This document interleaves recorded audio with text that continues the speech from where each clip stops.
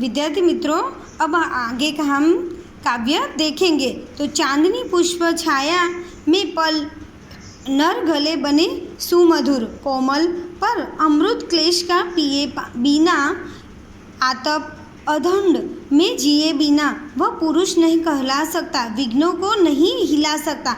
तो यहाँ पर कर्ण कहते हैं कि क्लेश, क्लेश का मतलब होता है कष्ट और वेदना। आतप, तो आतप यानी कि तेज धूप, अंधड़ यानी कि आंधी, झंझावात, तो वो झंझावात यानी कि तूफान, वो आगे का है। तो यहाँ पर हम देखेंगे कि वो कहते हैं कि जो हमारा यहाँ पर चांदनी पुष्प और चांदनी और फूलों की छाया हमें जो मिली है,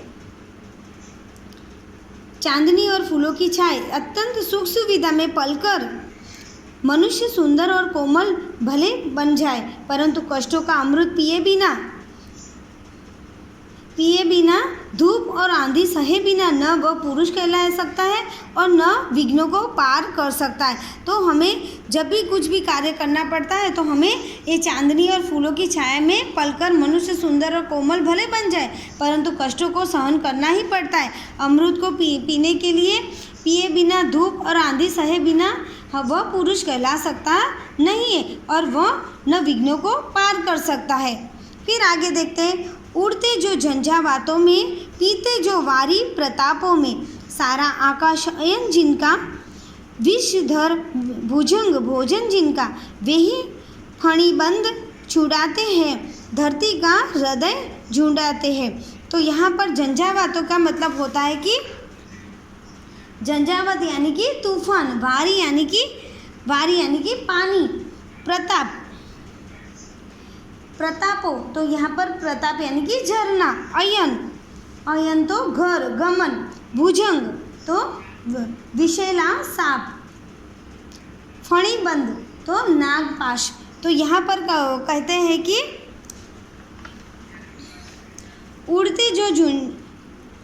उड़ते जो झंझावातों में यानी कि जो आंधी तूफान में उड़ते हैं, आंधी तूफानों में उड़ते हैं, प्रतापों यानी कि झरनों का पानी पीते हैं, सारा आकाश जिसका घर है और विषैल सांप ही जिसका भोजन है, ऐसे गरुड़ ही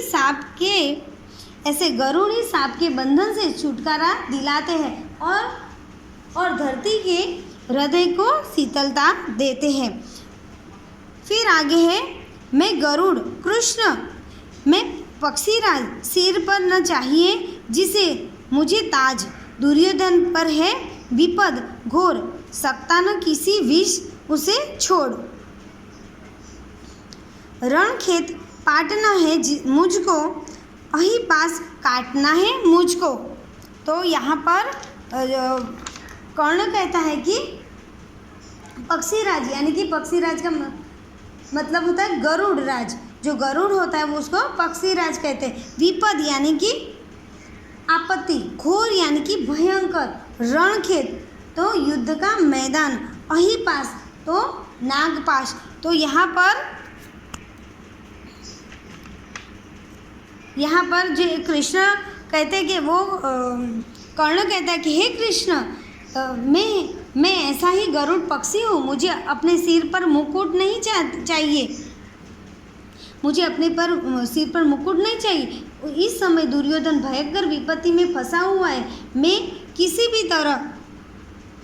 भी तरह उसे छोड़ नहीं सकता, मुझे तो युद्ध क्षेत्र में उतरना है और दुर्योधन के नागपाश को काटना है। मुझे मेरे मित्र से ही जो मेरी मित्रता है उससे दुर्योधन से ही मुझे मित्रता है और मैं उसकी ही मदद करूँगा और उसके दुर्योधन के नागपाश को ही मैं काटने वाला हूँ। तो यहाँ पर हमने देखा कि कर्ण की इच्छा थी। तो यह पूरा कविता का हम सार देखेंगे कि यहाँ पर कर्ण की इच्छा है कि कर्ण दानी है, उसे सांसारिक सुखों की परवाह नहीं है, उसकी यही इच्छा है कि वह गरीब को सदा दान देता रहे, वो राज्य पाने की लालसा नहीं करता। कर्ण राज्य को तुच्छ और क्षणभंगुर समझता है और राजा बनकर मिलने वाले सुखोपभोगों में उसकी रुचि नहीं है, उसके अनुसार धन का उपयोग तो परोपकार में करना चाहिए। और वे कहते हैं कि मैं तो गरुड़ को अपना आदर्श मानता हूँ, यानी कि वो गरुड़ के पक्षी की तरह है।